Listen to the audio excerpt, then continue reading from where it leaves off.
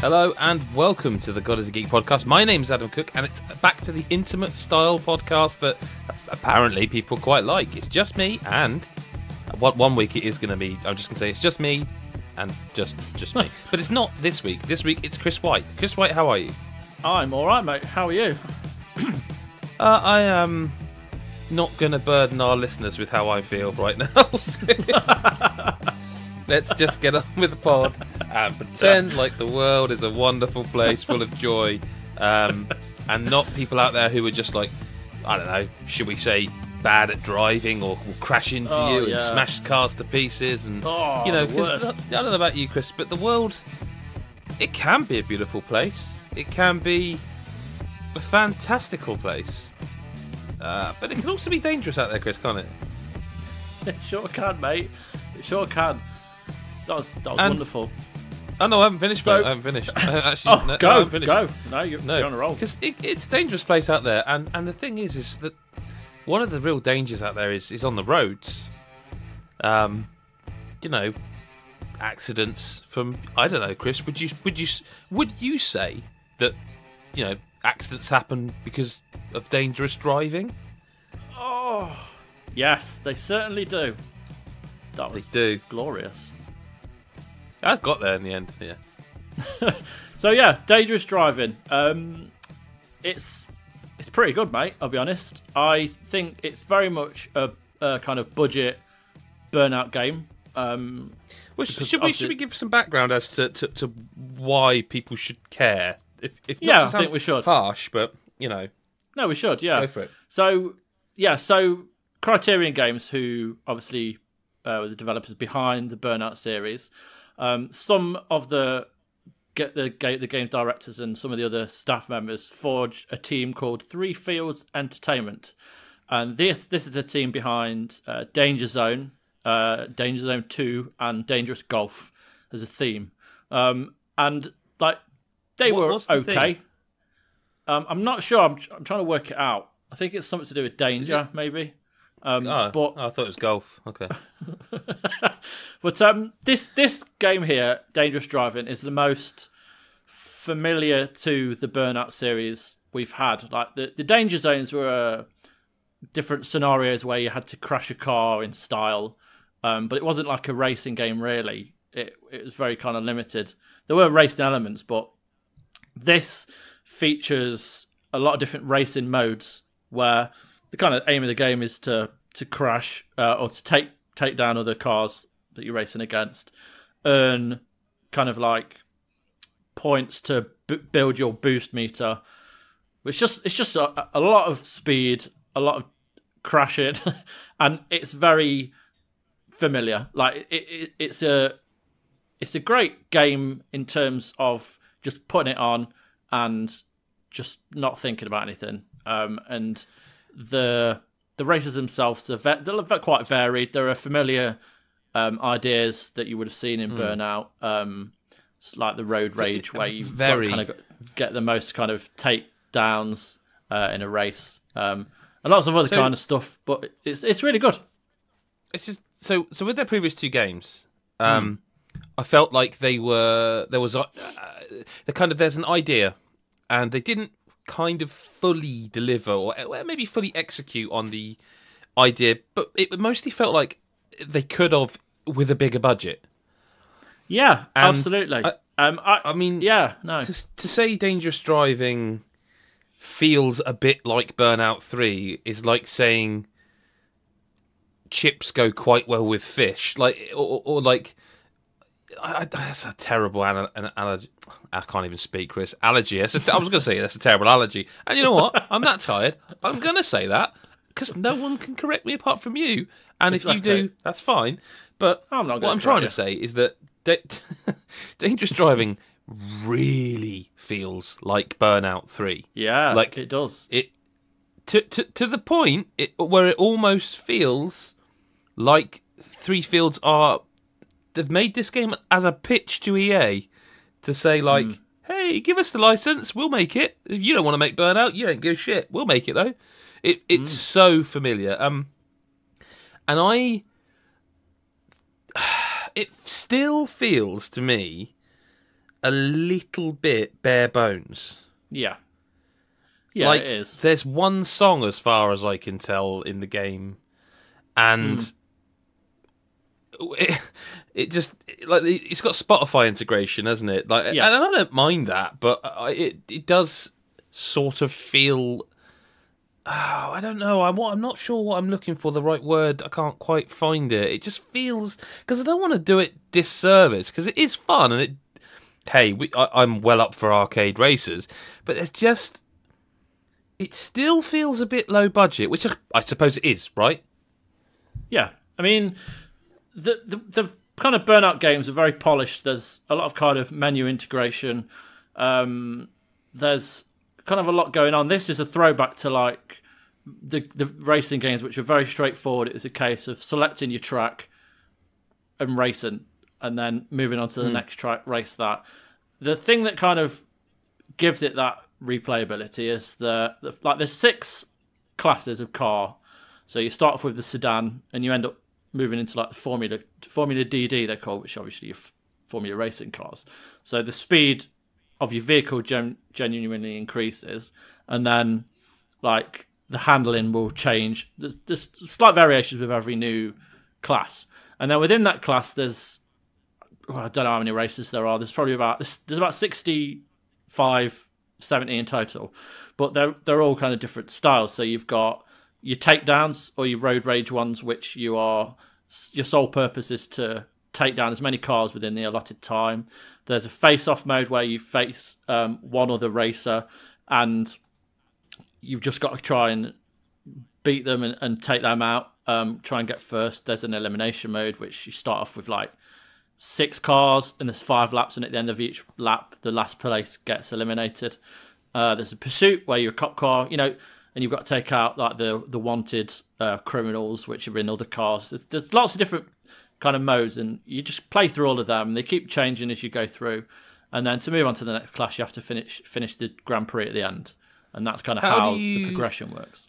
How do you feel about, like, because one of the things that makes it feel super super Burnout is like if you say smash a car off the road, it does that kind of side-on replay type thing, and then you see it did it. Burnout Paradise even did this, but you knock a car out and it sort of gives you a camera angle of them, the replay of them being smashed, and then you go back into the race. How do you still? Because that felt I'm not sure about that. I don't know if I still want that in my sort of arcade games. I don't know how you felt about that. So I really loved it, because I think the way it does it, like, so you purposely crash into a car, they're going to go into the side. It shows you the replay, and it, like, if it's right on the edge of a corner that you're about to take, the game will continue after you've taken that corner. So it kind of automatically takes a corner for you. So it doesn't go back into the action and you crash. Like, it's very smart that way. So you've got a safety net. So you're never like risking. It's even like a skill. Like, if you could use that to your advantage. Like,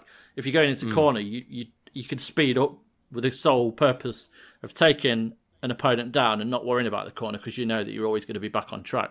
So that really kind of helps. And like, the more you do takedowns and you get to watch them, it never got kind of old. Like, that was one of the kind of things I really enjoyed about it. There are some negatives, obviously, because it's not got the kind of polish or the stability of a big kind of developer, which I know that doesn't always mean anything, but the Burnout games were very polished. There was very kind of limited lagging, that kind of thing. Like, it's a bit like Trials, to be honest, when you're coming up to a corner, or you're trying to dodge the oncoming traffic or whatever. I faced a few kind of lagging issues where it kind of jutted forward and caused me to crash, that kind of thing. And that's never good in a racing game that requires speed and like your precision of movement, and it does that to you. So, but you talk about speed. It has got it's very quick. It's got a good sense of speed. Like, this game is really fast. And like, it reminds you of playing, because on all the old Burnout games, you have got an idea of what's going on around you, but your main focus for the entire lap is pretty much the centre of the screen. You're just looking at the rest of the track in front of you. You can't take anything else in. You're like in this kind of zone, and it's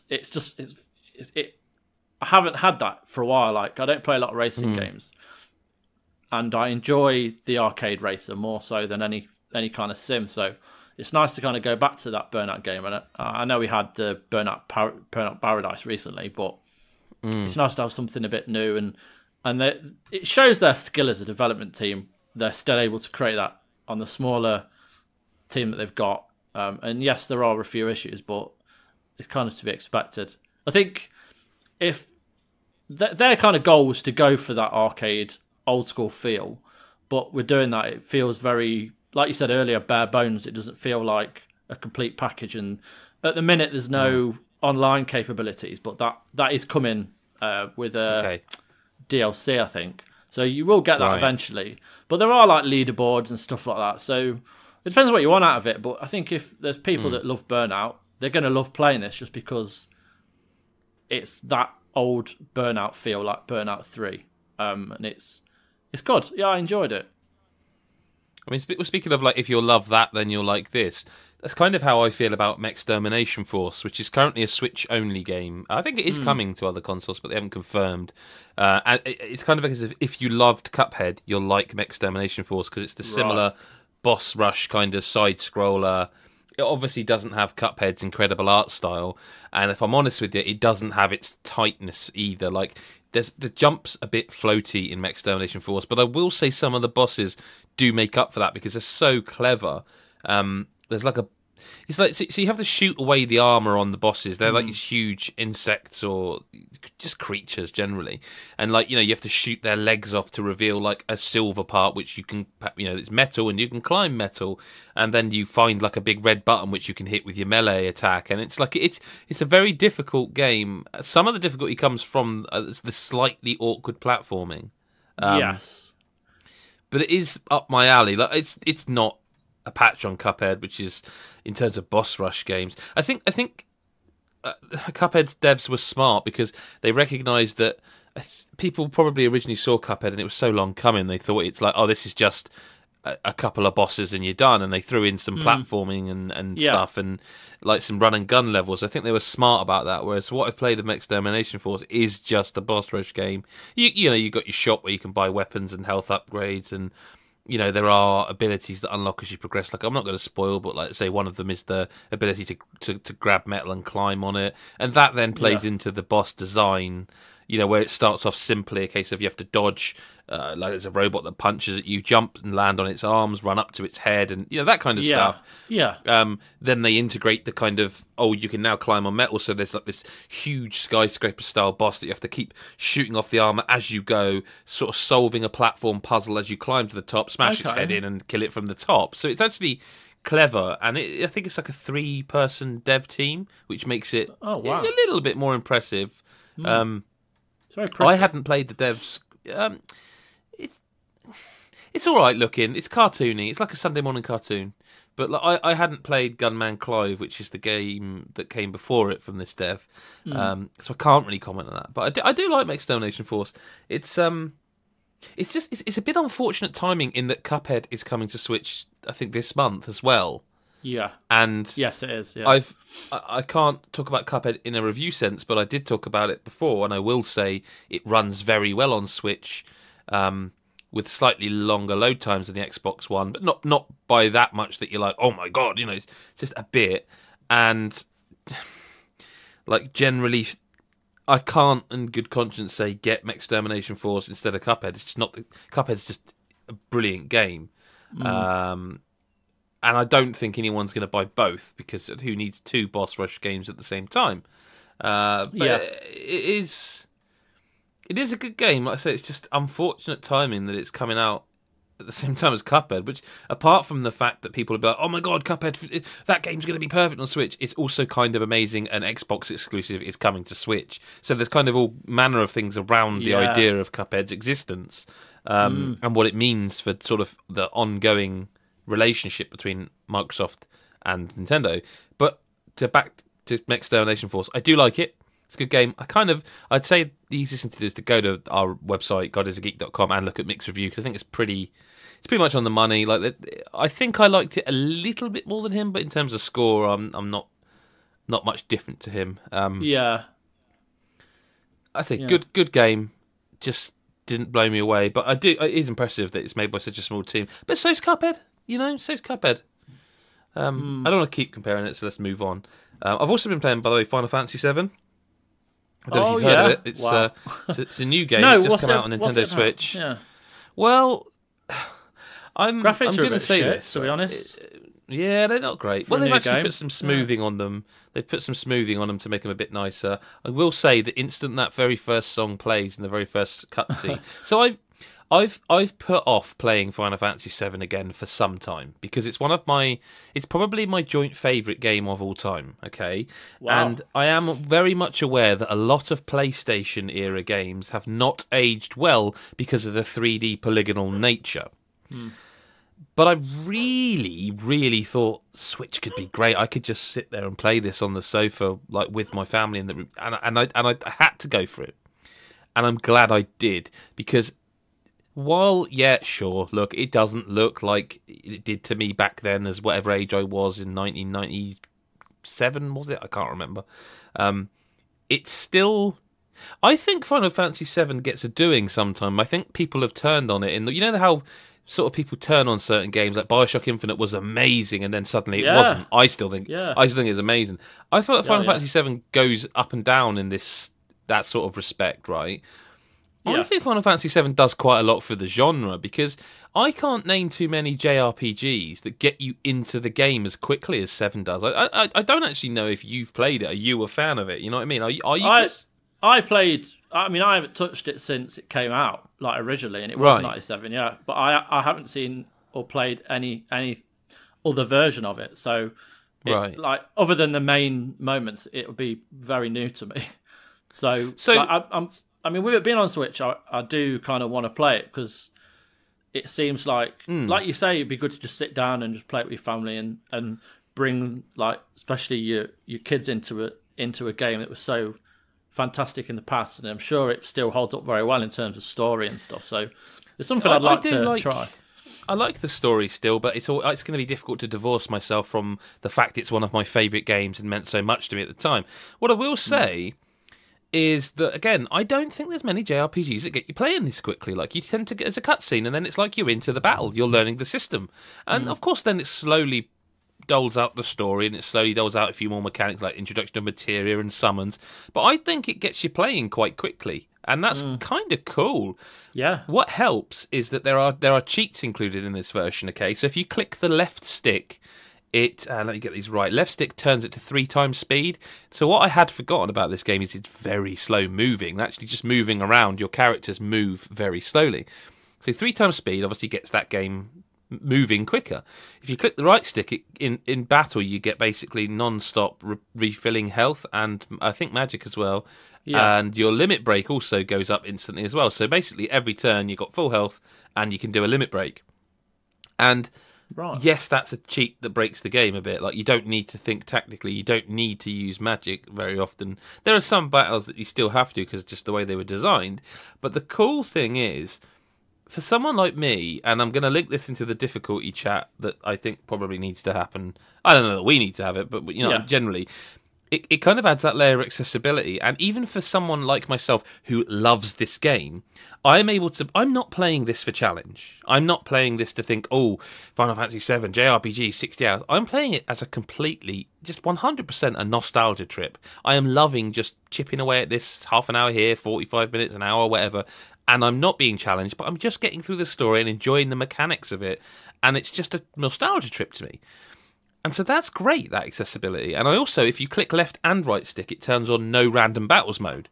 Now, that sounds worrying because it's like, well, if there's no random battles, how do I level up? Well, you don't need to because you've got infinite health and your limit breaks. And I see there are a few battles I've had where it's like, okay, these are I need to turn some of these cheats. So, for example, Aerith, if you remember, which you won't because no one will, her limit break she starts with is Healing Wind.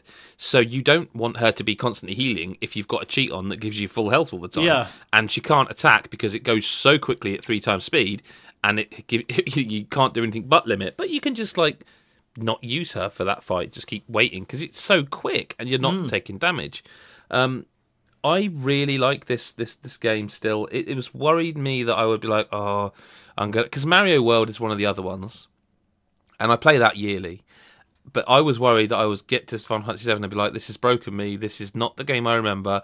I still love it. I still love it, and that's a really nice feeling to not have one of my all-timers kind of kicked down. That can happen a lot at the minute with constant games coming out. Especially with like a 3D game from that era. But moving into kind of the last game I've been playing, or rather I've stopped playing, I've given up on Sekiro. I think I've given up on Sekiro. I don't know that this time next week I might be talking to you and saying, "No, I've completed it." I think I'm there with it. I got to a boss that, very gentle spoiler. It's just a name. It's so one. I'm gonna count to 5 just in case you don't want to know the boss name. 1, 2, 3, 4, 5. Genichiro.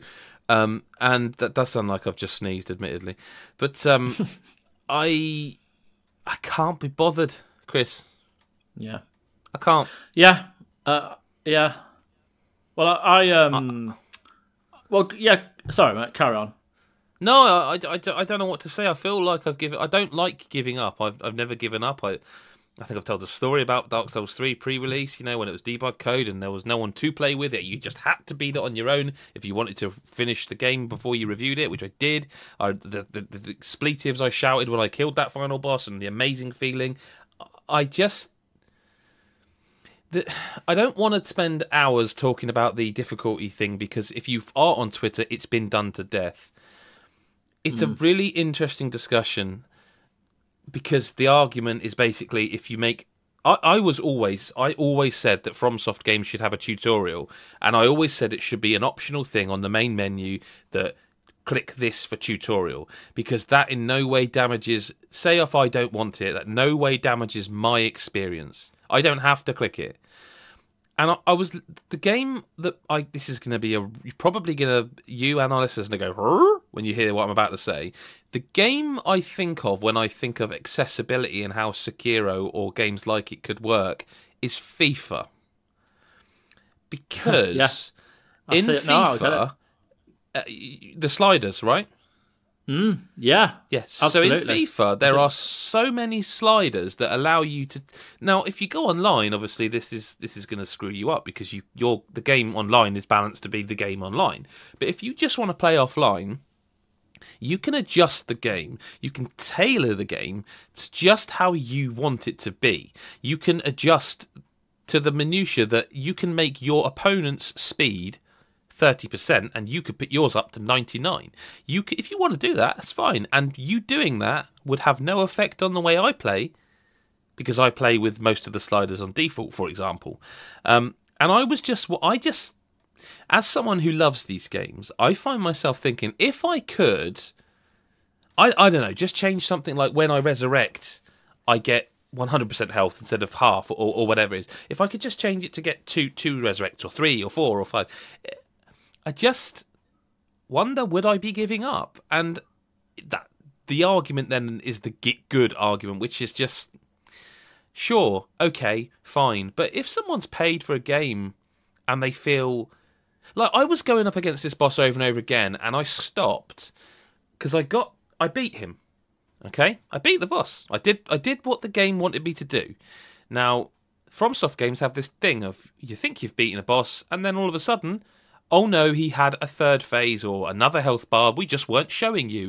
And it's always pissed me off. Like, Ornstein and Smile pissed me off, because, do you know what I mean? Like, these are... Yeah. I feel like you're breaking your own rules. If you're showing me for, say, I don't know, 15 hours, that this is how the game works, and you kill this thing, you take 2 of these health bars away and it's done, it feels a dirty trick. And this happened in this fight, and I was killed within 15 seconds, and it was the first time I'd got to that phase, because obviously I didn't know it was going to happen.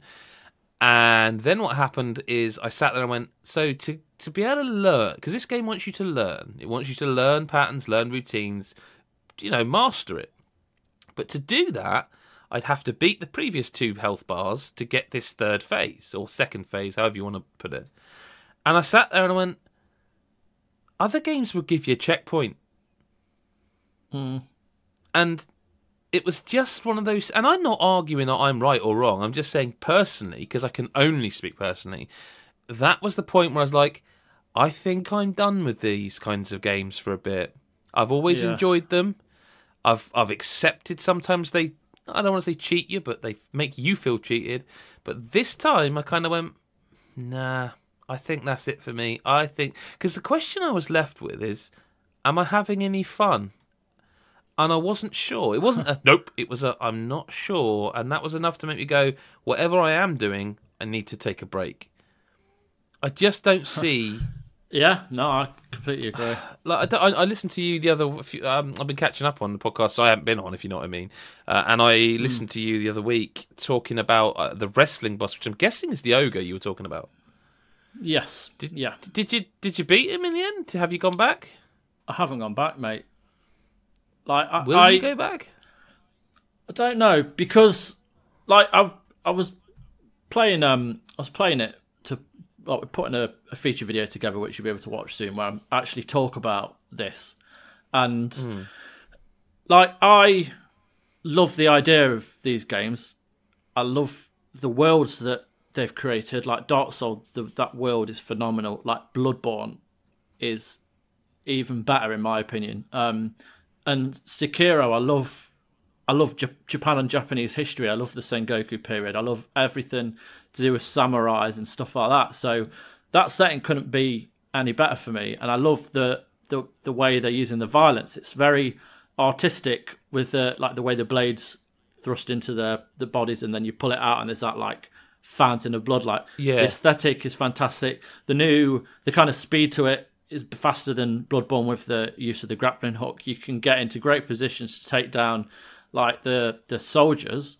But when it comes to the bosses, I just find it so frustrating, and it like not everyone can get these games. Like there's I'm not saying you can't become better like through practice, but I feel that every game, whatever it is, should be accessible to everybody.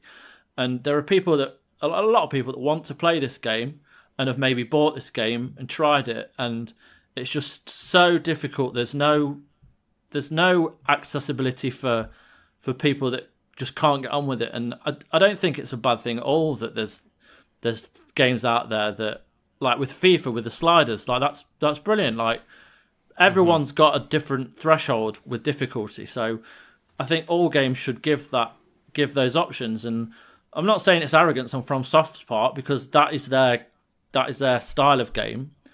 But I think to kind of moan at people for saying like they want to play it and they'll play it, but as long as there's the mods in place to be able to cheat, then it's interesting you say about mods, because like I don't know how obviously I'm a big sort of fan of the genre. Like I subscribe to multiple people who just do these kind of videos about Sekiro and Dark Souls and Bloodborne and lore.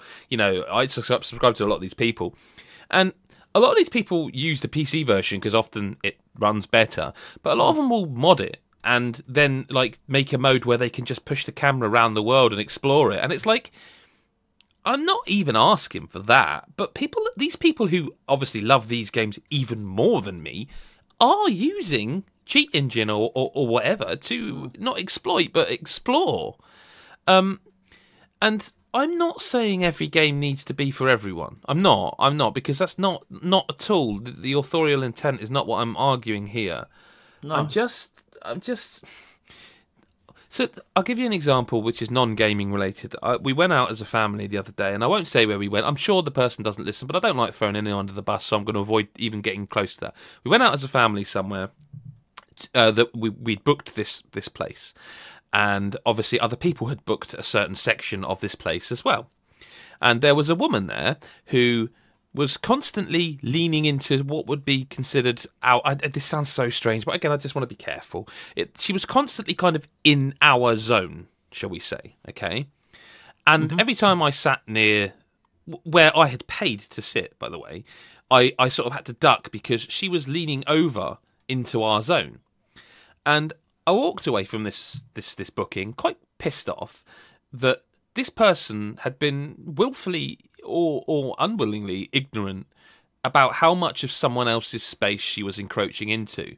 And it doesn't matter that she's a she. It could have been a he. It could have been anyone. But the point in this example, it was a woman, and she was there with her kids, and she was not watching her kids. Her kids were running around in our zone as well, getting in our way a little bit. And again, they were generally not being certainly the way that we as a family would conduct ourselves. Yeah.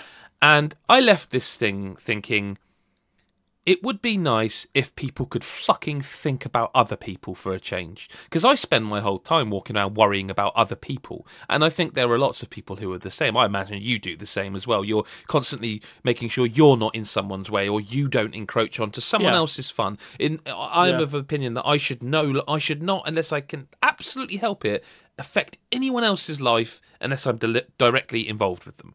Yeah. And that's kind of this. Like, I don't necessarily say I'm going to start on easy or adjust the accessibility options to make it easy. I just don't know that them being there would bother me in either way, if you know what I mean. Like, if I don't see how them being there to enable people who, let's say, for example, don't have two hands the way I've got two hands. I don't see what including things to make the game play. And if it's a byproduct of they have to make the accessibility options make the game easier for them to make it playable for them, you don't have to touch any of that. You know, think about so Dragon Ball Fighter Z. You've played that. Yeah. You can do a combo by smashing one button, and it looks amazing. But you ain't gonna win a match against anyone who's half decent because they will be doing all that stuff manually.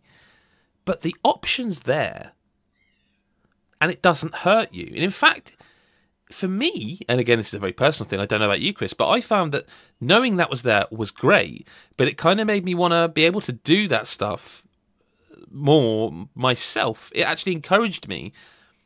It almost made me want to go, oh, I'm not using that option, I'm doing that. You know what I mean? And I don't know, man. I think this is a really strange debate, and it seems to be going on for a long time. And I just don't see the problem with accessibility options being I don't really have a bet in this fight because it's not for me, you know. And I can both accept that I'm not going to finish Sekiro probably, but I can kind of also wish there was an option that I could enable that would let me. Like, does Devil May Cry 5... No, sorry, does Resident Evil 2 become a worse game if you die 10 times and it offers you easy mode? I don't know. I don't think so. You don't have to take that option. No. And maybe people could stand to be a little bit more caring towards others that, you know, that this... Like, if people are complaining, oh, yeah, but if the option's there, I might take it. That's not really on anyone but you, is it? It doesn't. You it know? doesn't matter. It doesn't matter that these options are there. Like, if a game has accessibility options that help the gamer, then brilliant. I'm probably not going to use them. Like, I personally, if a game's that, like, I'm trying to think of a game that is difficult, not to the kind of Sekiro style, but there has been them where they've been pretty difficult, and I've put it on too easy just to play through because I'm enjoying the story and the gameplay. That exists. Can you think of a game that you played on easy, not necessarily for review or for anything, just generally? Like, I'm trying to think. I can't really think offhand. Not off the this top of isn't my me head. going, oh, I'm so good at games. Not at all. Like, I'm just trying to think. I mean, I'm sort of doing that with Final Fantasy VII. This is why I linked these in. I'm kind of doing that now. You know? Yeah, no, not off the top of my head. But I mean, like, are you telling me, like, I mean, I know the answer to this, but how many times have you played FIFA, like, on a career mode and, like, smashed teams 20-0 and gone, I should upgrade the difficulty a bit, and then not done it, and then done it a bit more, and then gone, no, I will do it now, and then done it. You know, like, I don't know. It's a debate that's going to rage on, Chris, I think. I think people are very, like, they're not seeing the bigger picture. It's not just about, oh, you want it on easy, you rubbish at games. There are people out there that have mental health issues, which affects their, like, they can become disorientated. It can be difficult. There are people with mental disabilities where these accessibility options does exactly that and allows them to play easier games. They're there for younger people. Like, they're not Dark Souls, but, like, FIFA, my eldest daughter has got into football in a massive way this year, and like I played FIFA with her for the very first time the other day, and like we put it on easy, and she absolutely adored it. Like they're not there for the hardcore gamers, you know. You go and play Sekiro and complete it and be amazing and tell everyone about it. That's brilliant. But not everyone is like that. People love video games. They love all kinds of video games. They should all be accessible to everyone. And I just think there's the people. Some people have been quite blind to every element to this. I think they're not discussing it. They are ranting about it, and it's the vitriol coming out against people that do want accessibility options, which is a problem. I mean, I would shout out people like Stephen Spone from, I don't know if I'm saying his name right, actually. Stephen Spone? Apologies, Stephen, I doubt you listen, but just in case, who works for Able Gamers. And I think it's weird because like there was all this thing with Microsoft about their adaptive controller and everyone was so great about it. But now when it comes to a FromSoft game, everyone's raging. But people are equating difficulty with accessibility. And I think what people are asking for is, it's not I'm crap at this game. It's I can't play it. It demands something of me I am not able to give. And in my case, maybe I'm just getting on a bit and my fucking, my reactions are bad. I don't know. And that's not the same thing. I'm able to accept that and say this is a bit beyond me. That's not the same thing as someone who physically can't play it but really wants to. And it's a little bit sort of colourblind to just be like, nah, fuck you. And I don't know, it feels like it's an empathy issue to me, and there's not much empathy going on, and I don't know why I'm surprised. But it was nice to see someone like Corey Barlog come out and say about it. Absolutely, I saw that. That guy seems cool. I doubt, he's kind of the guy I doubt we'll ever get to interview, but he seems cool. I like that guy. I think we talked about him when he was reading the reviews. Oh man, that's beautiful. when he was in, I think we talked about. We were all a big fan of his game. I forget. Did it? I can't even remember. It win one, didn't it? Did it win Game of the Year? Yeah. It won 5 awards, including Game of the Year. Yeah, that's right. And I got time for that, chap. I don't know. And I would love to people to hear if you're watching this on YouTube or whatever, leave a comment about what you think. If you're gonna be a douche, don't bother. Just don't. It's not worth it because we won't read it, and we certainly won't read it on the podcast. But I don't know. I wonder, if you love Sekiro, or if you're struggling with Sekiro, let us know. What would you think about if it had sliders in it? Like, if you could, I don't know, just reduce enemy health or increase, Sekiro's health. I don't know. Very, very useful to a lot of people. Yeah. Reduce. Would it? If you could widen the parry window, like in the same way you can reduce FIFA speed. If you could widen the parry window, I don't know. Like for me, just before me personally, I find it difficult to adjust the difficulty because, like intrinsically, I feel like I'm not there's like a pride issue with certain things, and that is ridiculous. Yeah, and I know that, but that me personally, I very rarely will turn it to easy if I struggle with it, I'll just persevere, which is just stupid. But that's just something that's me. But I think, as I say, it'd be great. So I was reading back my Cuphead review. God, it must have been a couple of years ago now, and I really thought, because I love Cuphead, and I was really surprised by the score I gave it, because I think it was like an 8.5, or it might even have been an 8. I would give it higher than that now if I re-reviewed that game on Xbox One. But one of my complaints about it, I had forgotten about. And the complaint is that I don't. If you play on, I forget what they call it, but for the argument's sake, we'll call it easy mode. If you play on easy mode in that game, you can't finish it. There is a section of the game that only unlocks if you're playing on the standard difficulty. And I remember rereading my review how much that pissed me off, because although in fairness, my kids, like my eldest, didn't care, and my youngest loves that game and still plays it now.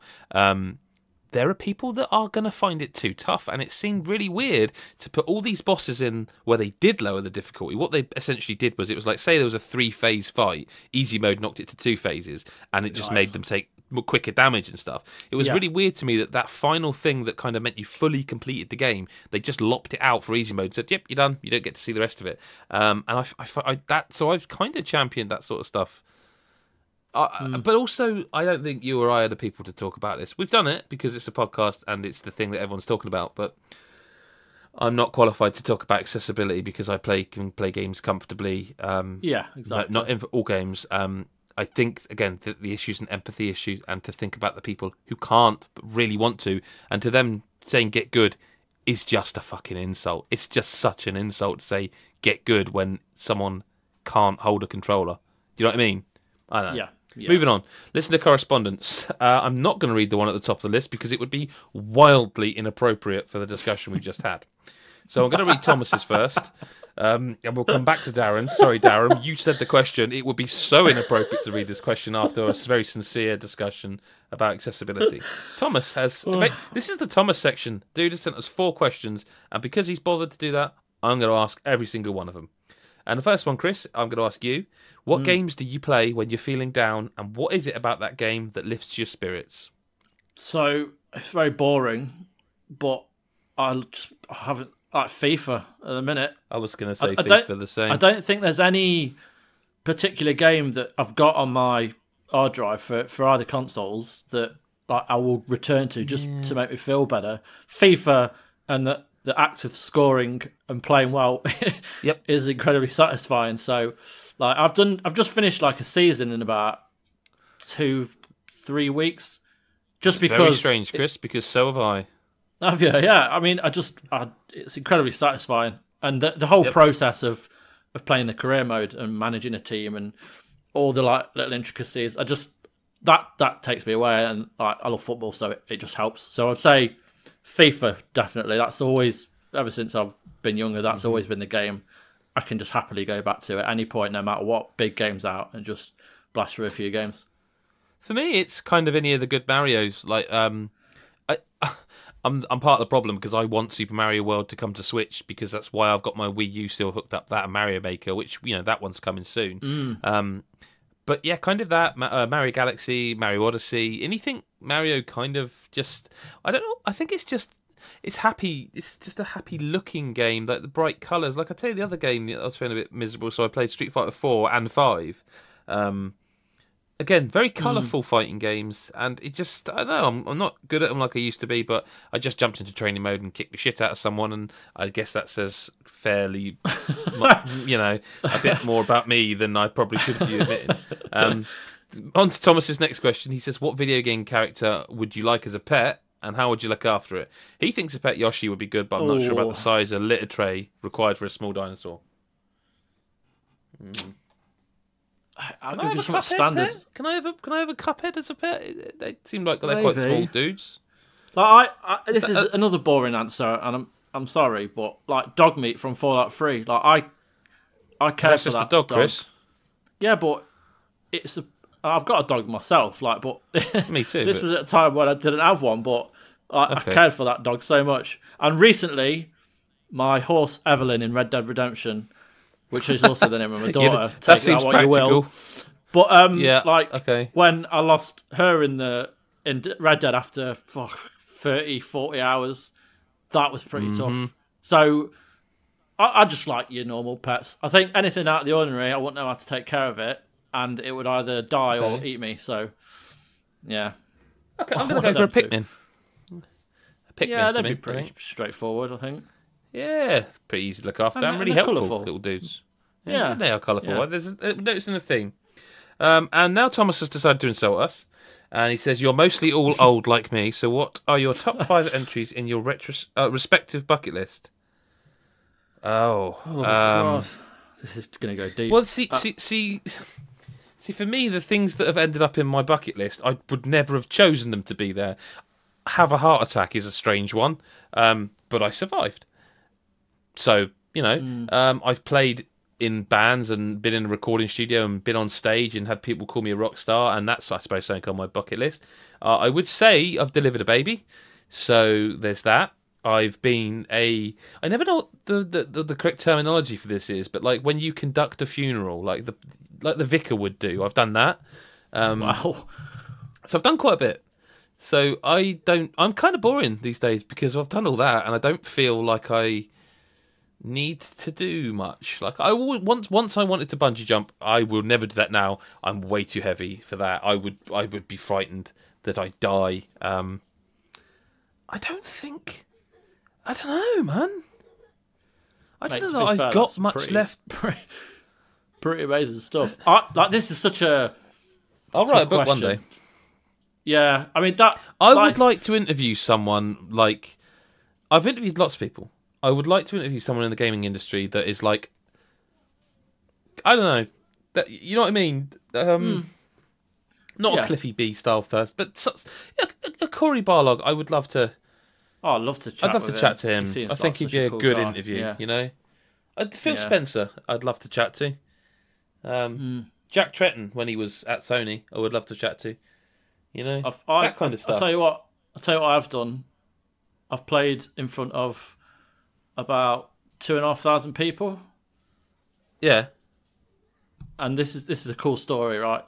So I don't think it's going to go the way you think either. So I'll be quick. When I was about 9 or 10, like our family was religious, and in being so meant I had to go to church as well. And I had to do plays and stuff for Christmas, and it was like really uncomfortable. And I've told the story about playing Jesus as a boxer who boxes Satan in a boxing match in front of the church, which was horrendous. However, I got a guitar for Christmas when I was about 12, 13, and it was around then anyway. And like someone from church was like, "Right, I'll teach you how to play guitar." And I thought, well, fair enough. So got about 2 weeks of practice, and then he jokingly went, "Oh, you'll be playing at the Playhouse soon," which is like a theatre near us in Derby, the Derby Playhouse. It's no longer there, but anyway, so I joked it off, and then the morning before, the day I was supposed to be doing it, my mum was like, "You need to practice these songs because you're going to be doing it in this church thing." I fucking had to go the next day in front of 2,000 people in the theatre, play songs I didn't know, and sing on a microphone. Now, to be fair, I wasn't alone, but there were like 3 other people, and thankfully, for some reason, whether it was divine intervention, my microphone didn't work. So I just mimed, and no one knew any different. But I did have to play guitar, and it was fucking terrifying. So if you class playing in front of 1,000 people in general, then that's on my bucket list. It's not something I would have wanted to do. I think it is, yeah. But it was. I don't think it should be. Was shit. I hate. Well, yeah, I would like to do it on my own terms. Maybe actually in a band that I liked. But yeah, no stuff like I was in a band. I released my own EP when I was younger. I've released 2 books, like 2 poetry collections, stuff like that. I'd love to be recognised on a grander scale for like writing, not for the fame, but like I've always had this thing of when I die, what am I leaving behind? And I know like my family will miss me, and there'll always be that, but I just feel like I want to leave a mark on the world somehow. So something like that, like to have something out there that is used in schools or is in the British Library or anything like that. That's kind of like my fantasy thing. But yeah. Well, there you go. You might get there, mate. You've got plenty of time. You're still young. Exactly. Thomas's last question is: are you ever too old to wear gaming-related clothing? If so, at what age do you stop? I'm going to say nope. You can wear what you want, mate. Why on earth? Don't care what other people would say about what you wear. As long as you're comfortable in your skin and what you're wearing on your skin, I don't see why it should bother anyone else. Too right, mate. Too right. Sticking with age stuff, Luke Phillips at LukeyEDH says, with age, do you find yourselves picking out your Sorry, I'm going to start that again because that was I can't read. I can read, but that's not well read. Luke Phillips at LukeyEDH, and I'm not going to cut this because, we're all about our flaws. He says, with age, do you find yourselves picking your battles with what games you invest in? Since becoming a parent, I've had to beef. I'm fucking terrible. Since becoming a parent, this is not a difficult tweet to read, and I am butchered it like multiple times. Since becoming a parent, Lukey says, I've had to be far more selective of what games I play because time is so limited. And again, I'm going to just agree with you and say I used to play all the JRPGs, and now they have to be incredible for me to play them. Or like sped up like Final Fantasy VII. Yeah, I mean, Yeah, no, I agree. It's tough when you first have kids, and like it gets to an age where they go to school, so you do end up having more time. But when they're not there, then they get old enough to play your consoles, and you lose it again. Exactly. Yeah. So yeah, I mean, getting older, and playing games. You could, when you're younger, you've got all the time in the world to play every game and complete every game and get your platinums or whatever. You do find you're being selective, but by the age where like I'm 30, how old am I? 35. I've already found that. Wait, I thought we were the same age. Well, how old are you? Older than that. Oh yeah. Moving on. Chicken. Moving on. But you've already kind of found your type of game that you want to play, so I very rarely stray outside of the confines of what I'm comfortable with. Right. Luke's got another question for us, Chris, and I'll let you go first for this one. What is your... I'll try to read his street properly this time. What is your number one choice when it comes to takeout? Because I know you boys love a question about food. Yeah, he's right. I'm hungry as we sit here. What's your favourite takeaway? Favourite takeaway, Chinese. Just 100%? No... Just absolutely Chinese, yeah. It's if like because like if you have a takeaway, you have to be in the mood for a takeaway, like a certain type of takeaway. Wait, you never like. Do you? I very rarely. Oh right. Well, I very rarely go right. Well, I could have kebab. I could have chips. I could have a Chinese. I could have. Pizza, I see what you're saying. You're saying, Indian. I fancy Chinese tonight. Yeah. You always kind of have a thing you fancy. I do now fancy a Chinese tonight, and I'm always more satisfied when I'm having a Chinese. So Chinese, then. Pizza, but Chinese all the way. I mean, not to be boring, I'm exactly the same. That is the exact same order. I would go Chinese food first, and I would go pizza second. But the thing about pizza is, I think I'm very specific. I don't like Domino's pizza. This is going to anger people. I'm aware of this. Sometimes local pizza places are fine, but I am a fan of Pizza Hut. I do like the one they do with barbecue drizzle all over the top of it, chorizo. I'm a big fan. I don't get the hype around Domino's. I don't. I've had it multiple times, tried it multiple times, different kinds, and it's like, this is all right, but it's all right. Like the dough at Pizza Hut, and this is just our local Pizza Hut, is really nice. Really nice, Chris. Dough from Pizza Hut is nice. Definitely. I don't find that with Domino's. Domino's doesn't feel that great. No, there's a pizza at Domino's called the Meteor, which, well, I haven't had a Domino's in like 10 years. It's been a long time, but I remember having the Meteor, and it was like, had meatballs on it. It had amazing cheese-filled crusts. Oh, it's just gorgeous. Barbecue sauce a lot. So, while we're talking about pizza, then, so what would you go in terms of base? Do you go thin? Do you go fluffy? Do you go stuffed crust? Where do you go? Nice and deep. I like it nice and deep. Okay. I like a lot of... Took us 50 minutes, but we found the name of this podcast this week. I tend to find nice and deep. Like a lot of... If that don't get people fucking clicking, mate, what's nothing's going to, let's be honest. A lot of meat. I like a nice deep base with plenty of meat on, and then I like my crust filled with cheese and garlic and herb dip to dip that in. Like that to me. Okay. Is the perfect. That's good. Pizza. No, it's not my choice, but I'd go with it. Yeah. Speaking of strange foods and that, I had a Diet Coke with strawberry today, which I kind of liked. Tasted like sweets. Strawberry? Yeah. Oh, I don't know strawberry. I've not seen it anywhere else. It was just in this shop. No, it's new, that is. Well, while I'm here. Yeah, it's quite nice. I'm hungry now, and I wish people sent us food to review, because I'd love to just have like a side job of just like eating, taste testing and stuff. I mean, we could just do it. I mean, listen, we got a Patreon. If people are happy for us to spend that Patreon money, if you people who support us and are listening to this early are happy with us spending the Patreon money on exotic flavours of different things we've never tried before. Like I saw a friend tweet something like, there's a Japanese Pepsi at the moment. I can't remember what flavour it was, but it looked really nice. I think if you're happy for us to do that, seriously, I'll order like one of them for me and Chris, and we'll just chat and do a video series where we review. It's fine. If that's what you want, we will do it. Do you want that? Let us know. Last question this week. Darren, the question I couldn't read after the accessibility discussion. After you poop... a bit disappointed he's gone with poop and not poo. After you poo, I'm changing it. Do you wipe front to back, or, because you're a weirdo, wipe back to front? Very personal question, but I'm quite comfortable answering it. Are you? I'm comfortable answering it, and it's a case of most. Right, so I'm going to bare my soul here. Chris, and my arsehole. Simplify this question. Yeah, I'm going to bare my arsehole. Yeah. We could simplify the question and say, do you like shit on your balls? You know. No, but there's like a certain way I do it, right? So I go from the front to the back until it's mainly gone. But then I worry that when I'm wiping from front to back, as I pull away, I've left a bit on the back. So I tend to make sure that my last wipe is just the top, but like back to front, but not all the way down. And only just to kind of get rid of any remnants that I might have wiped up and left there. It's a pretty complicated process, but it works. I can think of no final way to end a podcast. Thank you, Chris, or at FirstAvenger83, as he is known on Twitter. I'm at GBSF, the site's at God is a Geek.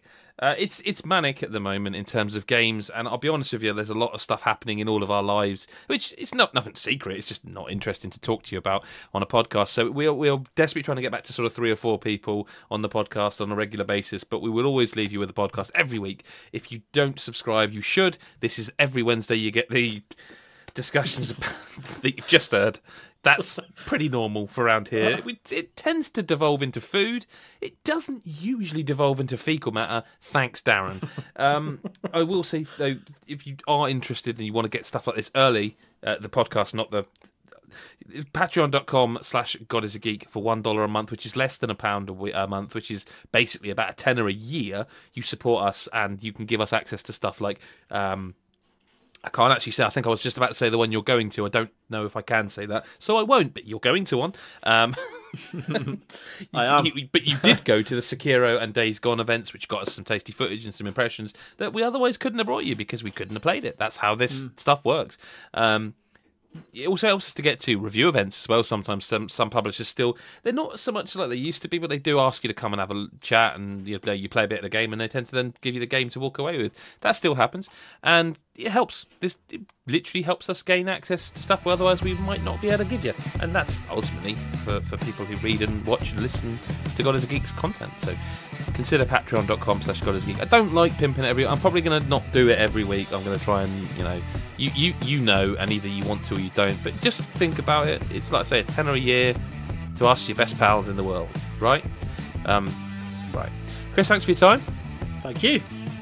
And everybody else, we will speak to you next week or whenever you choose to listen. Thanks. Bye-bye for now.